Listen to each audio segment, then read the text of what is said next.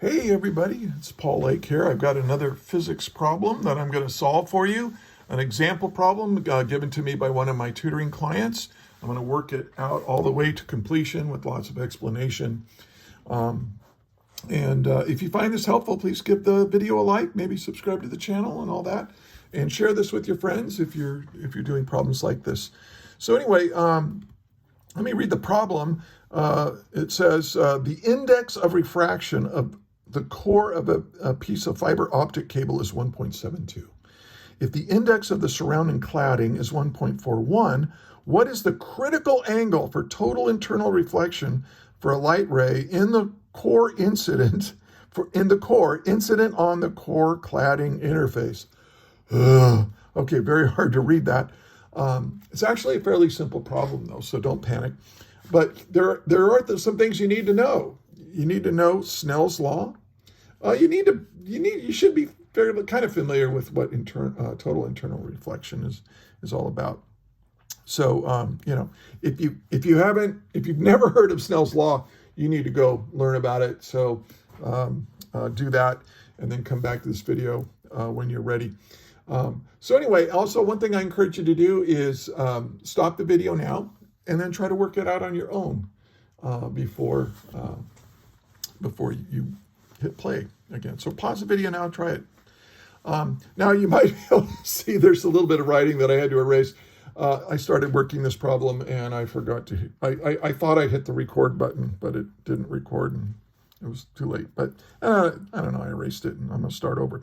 I like to use given, find, and solve here. So here's what's given, right? And I'm just gonna trace over what I already wrote. But I like to actually have students see me do the problem, not just look at the solution. So I'm going to rewrite. So here we have the core of a fiber optic, right? You've seen fiber optics. They're made out of glass, but they're kind of flexible. You can bend them and put them in tubes. And we shoot a tremendous amount of data through little pulses of light. And the little pulses of light, they come in and they bounce, and they bounce off the interface between the core and the cladding. Let's draw the cladding here. It's just another material out here. And it says the index of refraction for this is equal to 1.41. So it's less. Okay, and we want to find, what are we trying to find here? We want to find the critical angle. And I'm going to call that theta sub c. And we'll kind of explain that as we go, what that really actually means. Because what we're going to do is we're going to look at a beam of light that might be hitting the interface between this core material and this material on the outside. So I'm going to draw a little microscopic view of that. And I'm going to draw that right here. Here's that little circle.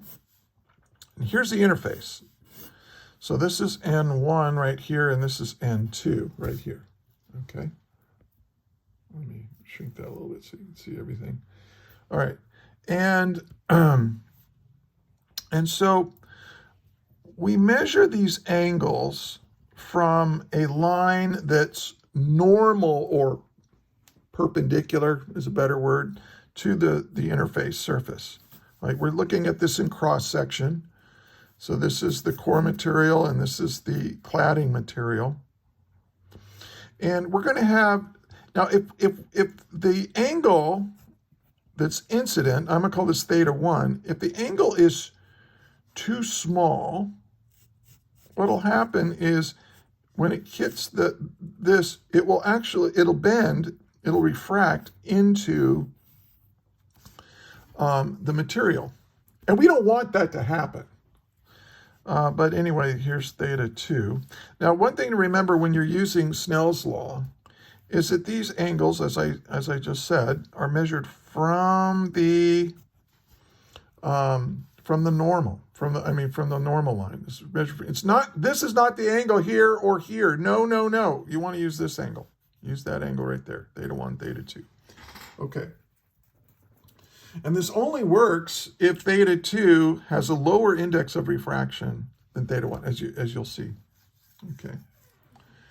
Now, this is bad, but if we make theta 1 a little bit bigger, what you'll see is that this incident ray is going to bend down. Oh, it's not good enough. Not good enough. But if we reach the critical angle, here comes a beam of light, and it's going to hit this, and the refracted ray basically is now parallel to the surface. And what you get is you get total internal reflection. When theta 2 becomes 90 degrees, if theta 1 is big enough, then you'll get what's called total internal reflection. None of the beam of light is going to be refracted into the lower index material. Okay, and so that's called the critical angle. What's the minimum angle I can be incident upon the interface between the two materials, and get and not have any light escape by refracting into the lower index material. I hope I explained that right. And so we start off, and this only works if N1 is greater than N2. If the index of refraction is greater here, you won't be able to do this unless this is true. So, and we use Snell's law. N1 sine theta 1 equals N2 sine theta 2. Okay. Now, what are we trying to find? We're trying to find theta 1 such that theta 2 is 90 degrees. So we're going to solve for, I'm going to say, okay, sine theta 1 equals N2 sine theta 2 over N1. But when we're at, and of course, I want to find the angle, right? So let's take the inverse sine of this stuff. So theta 1 is going to be equal to the inverse sine of N2 sine theta 2 over N1. Okay, so we have this. Now, if theta 2 is 90 degrees, you get total internal reflection. So even here, you get some of the energy refracts into the lower index material, and some of it reflects back. Now, this is going to reflect back into the core, but we don't want any light refracting into the cladding material, because if you do, you're going to lose signal. It's going to get weaker and weaker and weaker with each reflection. You want all the light to reflect inside that fiber optic. Okay, so what we want is we say let theta 2 equal 90 degrees, so that you're coming like this, and so there's really no more refraction. Everything is going to be reflected into the core material. Okay, so, well, we know what the sine of 90 degrees is. I hope we do. This is going to be the inverse sine of, now, we're ready to plug in values here.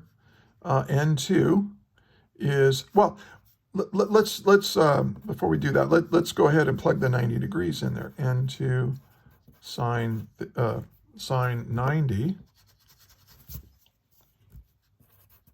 Right, theta 2 is now, we're letting it be 90 degrees. Well, what is the sine of 90? That's 1.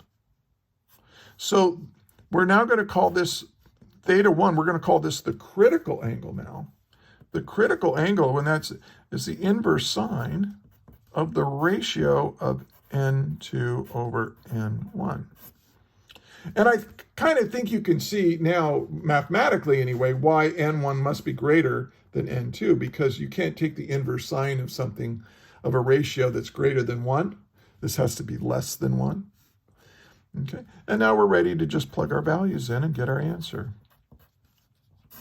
So N2 is 1.41, N1 is 1.72, and you plug that into your calculator, which I've already done. And and it can be in radians or degrees. My calculator was in degrees, and I think the student that I worked this problem for wants the answer in degrees, and it's 55.1 degrees. So there you go. So if you know, this is a pretty easy problem if you know what you're doing. But and so basically you want the angle of incidence to be greater than 55.1 degrees. And if it is, then you'll get 100% of that light will reflect. None of the light will refract into the lower index material, and you've got a really nice fiber optic. Okay, it's going to work. You can send signals, long distance. Okay, so I hope you found that helpful.